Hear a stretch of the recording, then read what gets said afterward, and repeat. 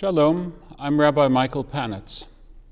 I'm the Rabbi of Temple Israel of Norfolk, Virginia, and I speak to you from the pulpit of our synagogue.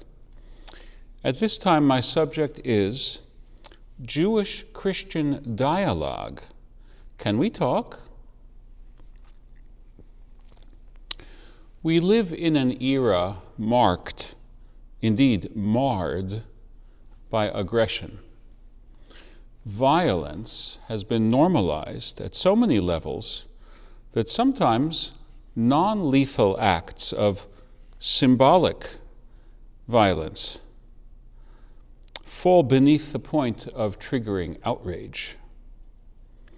But in the past 2 weeks, one act of symbolic aggression has caught the conscience of the leadership of the State of Israel.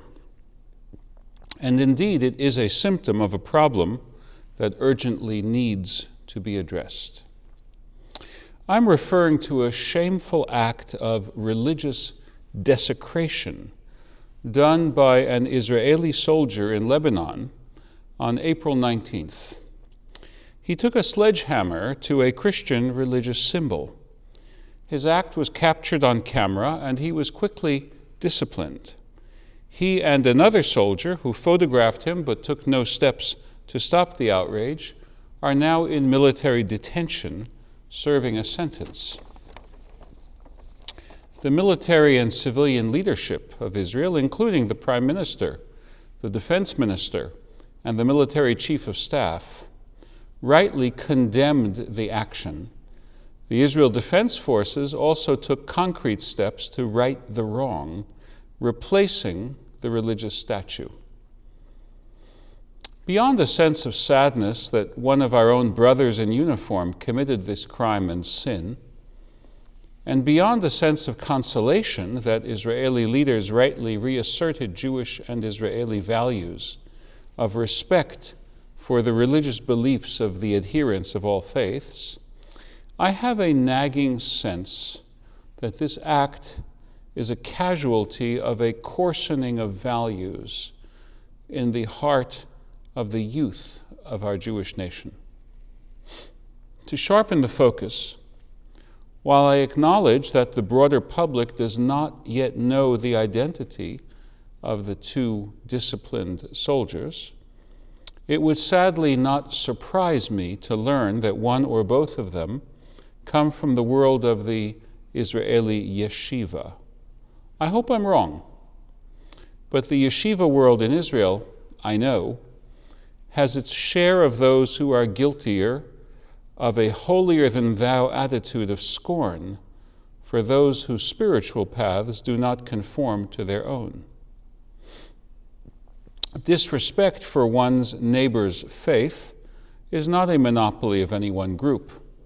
Indeed, it is endemic within the several faith communities of people, Muslim and Christian, who harbor anti-Jewish prejudice. But what about the other guy is no justification for such a failing within our own fold. We are currently studying the rabbinic ethical classic, Pirkei Avot, the chapters of the Founding Fathers. In this third week of our study cycle, we are looking at the third chapter. And indeed, we need to look no further than there to find a maxim that addresses this very situation. Mishnah, Tractate Avot, chapter 3, number 17. Rabbi Eleazar ben Azariah would say, if there is no Torah, there is no proper conduct. If there is no proper conduct, there is no Torah. What is the point of the commandments of Judaism in general? The rabbis themselves pose and answer that question.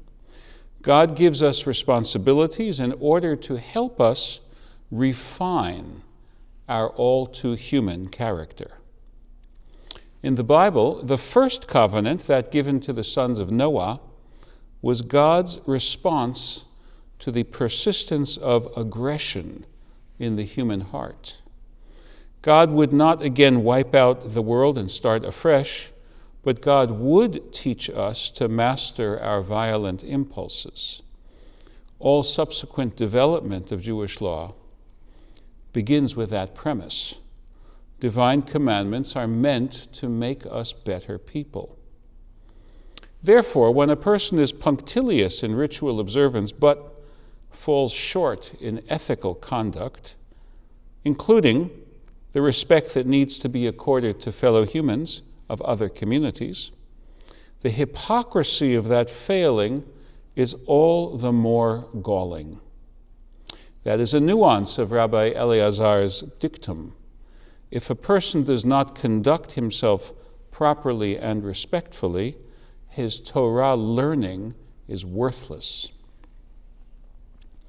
Since this particular display of intolerance was directed at a Christian religious symbol, I would like to bring into the picture the fruits of my half-century of engagement in the domain of interfaith dialogue and collaboration.